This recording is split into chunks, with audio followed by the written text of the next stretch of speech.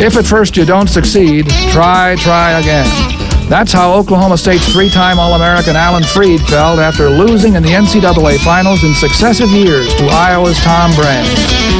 In this 1991 match, Freed realized what the future had in store. Tom Brands, defending national champion, and a terrific freshman from Oklahoma State named Alan Freed. They have split in 2 meetings over the last 2 years.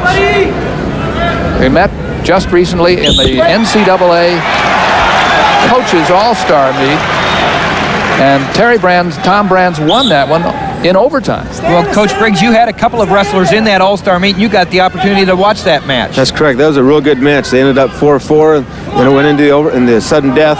It was an interesting match. Freed was in on Brands, had the leg up in a single. Brands turned and shot away from it to counter it, and he lost his shoe and his sock. I've never seen that before, but might have said he won by a shoelace. Well, and you can see the ton of the shoes hanging out there, and he laces his shoes up not quite all the way, and possibly it worked to his advantage. Here comes Freed and a good counter by Tom Brands.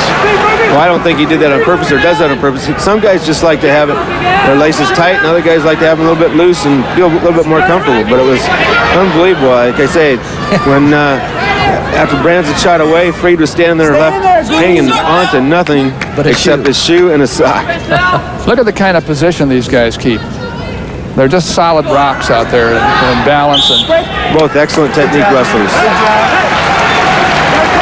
Straight on to each other.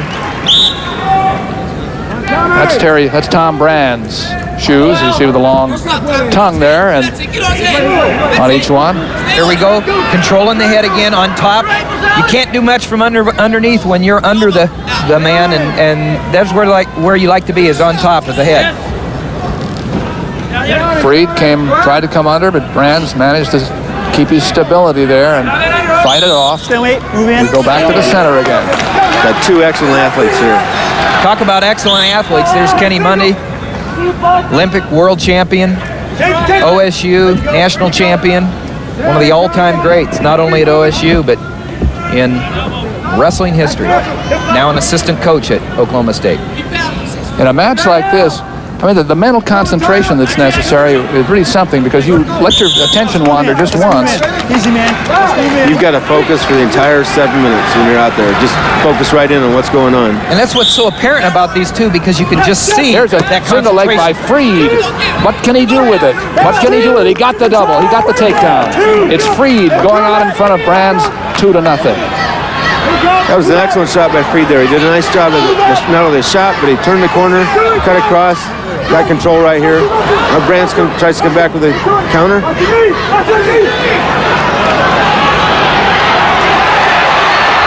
Interesting scramble. Here we are in one of those scrambles again. Back and forth. That's excellent wrestling. That's what it's all about. Boy, they just keep moving. Like I say, here's what he does. A nice job of turning the corner. He stays low. That's what we try to get all of our athletes to do, is to stay low on a single. A lot of guys want to come up around the hips. And then it's too easy to counter. Off the whistle, here's Brands trying to control the hands as he comes up. Yes, that's one green. Your hands are on the hook. Mike Exline said hands locked down. They were right there. Set. And that's a point. Locked hands. Well, Brands was coming up, and then Freed tried to lock his hands, and Brands went right back down. Got caught with a penalty. There's the hand control now. He's where he wants to be. Tom Brands is where he wants to be to come out. It's very important at the end of this. Oh, wow. There's the reversal.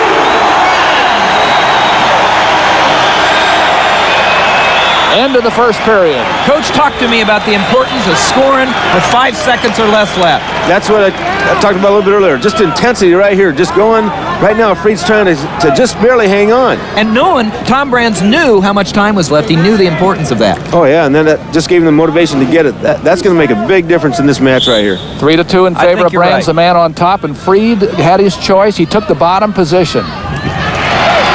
These guys are both mentally tough, but that last flurry right there at the end of that with 4 or 5 seconds left, I think he's going to give Brands the edge in this match. Well, you look for that window of opportunity to break the other wrestler, and there's nothing better than to score with almost no time left in any period. Now, this is the first time that Freed has had the bottom position, too.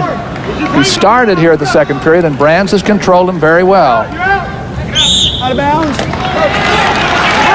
30 seconds gone, second period. Hold it up. Keep your head up. Straighten up. Keep your head up. On, Tommy. Roll it out. Roll it out. Assuming that they're going to stay at this weight for a while. Boy, look at all the Come on out. matches we have to look forward to with these two guys over the next couple of years. You know what Tom Brands does real well here, is I observe, he stays behind the arms very well. He controls the hips, but he stays behind the arms. He's a tight rider, isn't he? He's really tough. He does a nice job with it. Freed is having a little trouble on the bottom here against Tom Brands. Tom Brands would like to get that bar arm, the arm behind Freed's back right there, and work it for a pinning combination. He's doing a nice job of keeping pressure down. That's where a lot of guys lose that hold right there. On the edge, you see again, Brands wasn't through. Well, it looked like Brands basically was letting up Freed there at the end of that flurry, right? Well, he was coming out with the near wrist and trying to keep pressure down, and it's like he knew he wasn't going to get it, so let's go back on our feet. That's Joe C., who's watching one of his star pupils out there. Alan Freed ranked second against the top-ranked man, Tom Brands of Iowa.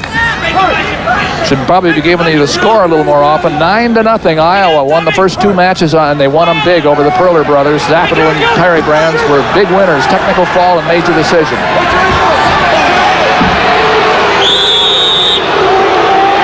Now here's a warning against Alan Freed for backing up over the line. Mike Exline is being very quick about that tonight. Now I think you're going to start to see Brands control Freed's head a little bit more. He had a little bit of success with it right there.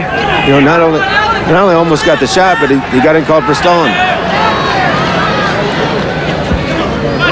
We're almost through the second period now.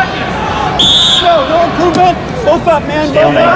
3 seconds to go. What's really interesting about both of these wrestlers is they not only have great low attacks, but they both can throw also.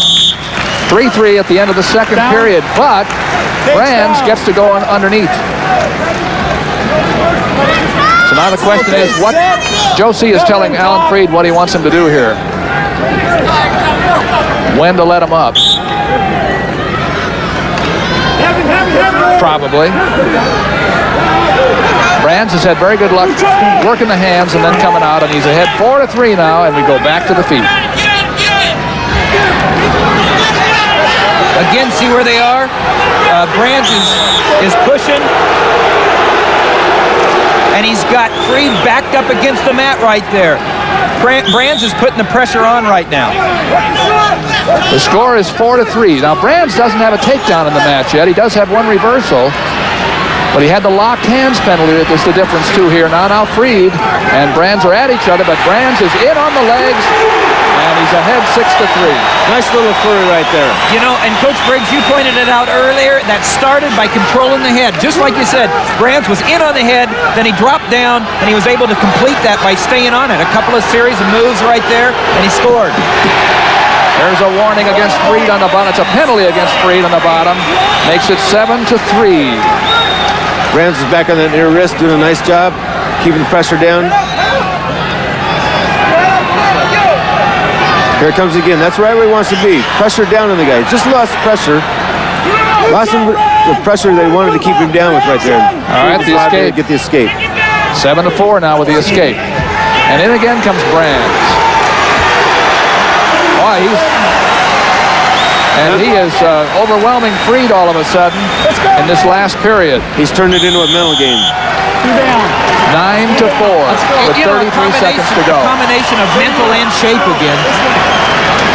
Nice shot right here. Nice follow-up, good pressure, follows up, controls the hips. Doesn't come up too high. Freestyle start. Brands wants to take him down again if he can here at the end with 30 seconds to go.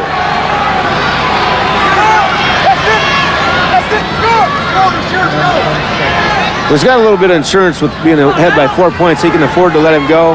You know, and not have to worry about if he makes a mistake and gets taken down. He's still in control of the match, but he's just done a nice job of controlling him all the way through. Back on the head again right now. Let's go. 9-5, Brands over his arch rival here, Alan Freed. Well, Tom Brands is in this match. He was in this match all the way 7 minutes, and it really showed. He had it all the way through. Freed got the first takedown, and then that was it. A big victory for Tom Brands over Alan Freed of Oklahoma State University. And the Hawkeyes have rolled out for the first 3 weights big victories.